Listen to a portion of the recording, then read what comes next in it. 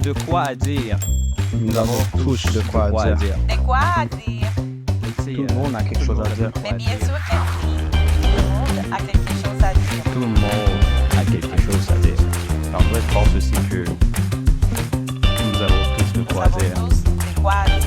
Tout le monde a quelque chose à dire.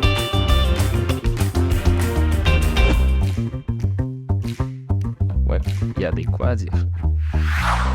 En étant sur les réseaux sociaux, je suis tombée sur un Reels de quelqu'un qui parlait des amitiés. De ces genres d'amitiés qui peuvent ressembler à un cactus et d'autres genres d'amitiés qui peuvent ressembler à un bonsaï.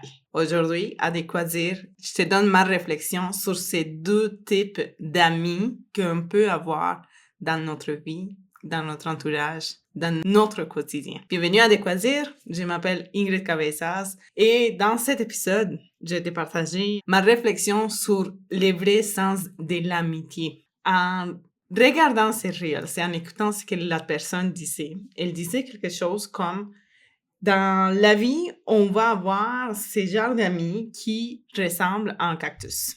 Ce genre d'amis qui n'a pas besoin nécessairement d'entretien.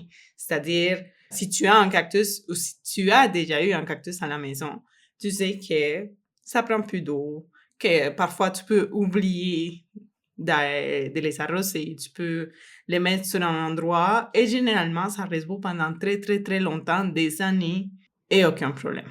D'un autre côté, il y a les amis bonsaï. C'est le genre d'amis qu'il faut plutôt entretenir parce que si on ne met pas de l'eau, si on les met trop directement vers le soleil, avec du soleil, avec la lumière, probablement qu'on va finir par les tuer. Cette personne partait de cette réflexion pour dire que c'était cool avoir ce genre d'amis cactus, ce genre d'amis qu'on n'a pas besoin d'être là tout le temps derrière pour le dire « Hey, je suis ici, je t'appelle tout le temps, je t'écris tout le temps ».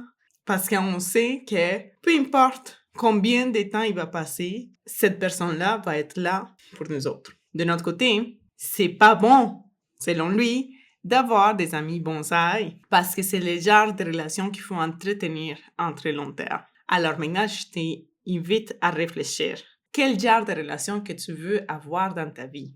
Quel genre de relation avec ton entourage, avec tes amis, avec tes proches que tu souhaites avoir dans ta vie? Personnellement, je ne suis pas du tout, ou au moins pas à 100% d'accord avec cette réflexion des amis bonsaï et des amis cactus. Et je vais te dire pourquoi. Pour moi, une relation doit prendre de l'intérêt. Une relation doit être un échange mutuel, un échange entre toi et moi. Pour moi, une relation d'amitié ou mes amis de très long terme, vous savez qui vous êtes. Vous savez que même si on passe des temps sans se parler, comme si c'était une relation cactus, on s'envoie de temps en temps des messages, on se fait des likes dans nos histoires. Je suis là, je pense à toi, je te dédie une chanson, je t'envoie un petit message, un petit mème. Il faut entretenir ce genre de relation.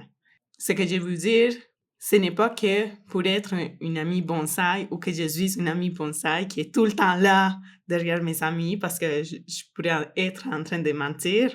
Et mes amis le savent que parfois je peux prendre 1-2 journées complètes avant de répondre à ces messages de texto.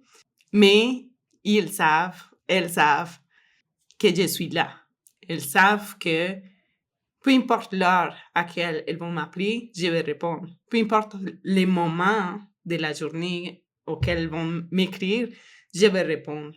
Peu importe les difficultés ou la distance, parce que mes meilleurs amis ne se trouvent pas dans la même ville que moi, elles savent que je suis là pour les autres. Parce qu'on a construit une relation saine, une relation qui prenait du temps, de l'amour, de la patience. On a construit ensemble ces bonsaïs d'amitié pour les nourrir à tous les jours. Même si ça peut prendre des jours, parfois des semaines, parfois des mois. Mais il y a une petite pensée, il y a une petite réflexion, il y a un petit message ici et là.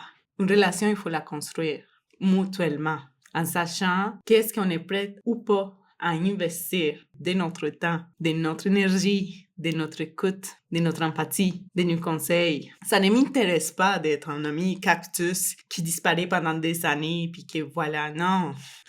Il faut en prendre des bons, il faut en laisser également. Les amis cactus disparaissent. Et on l'a déjà vu également dans l'épisode du deuil d'amitié.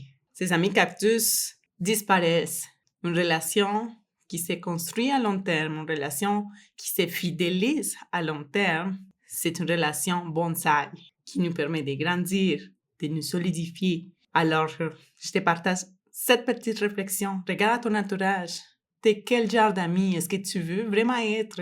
Cet ami cactus qui s'en fout littéralement de ce que ton entourage est en train de vivre, ou tu es plutôt cet ami bonsaï qui a envie de construire des relations saines, des relations solides et à très long terme. Merci d'être resté jusqu'ici. Je t'invite à aller partager cet épisode à tes amis bonsaï et à être fier si tu es ce genre de personne qui cherche vraiment à construire des relations qui sont fermes, qui sont solides et qui se tiennent à long terme. N'oublie pas de donner une 5 étoiles à ce podcast pour qu'il soit référencé à d'autres personnes et de cette façon, il puisse se faire découvrir également ailleurs. Je t'invite à laisser également un like ou encore à connecter avec moi sur les différents réseaux sociaux. Merci beaucoup d'être resté jusqu'ici à Décoiture. Je m'appelle Ingrid Cabezas et je te dis à la prochaine. Bye bye.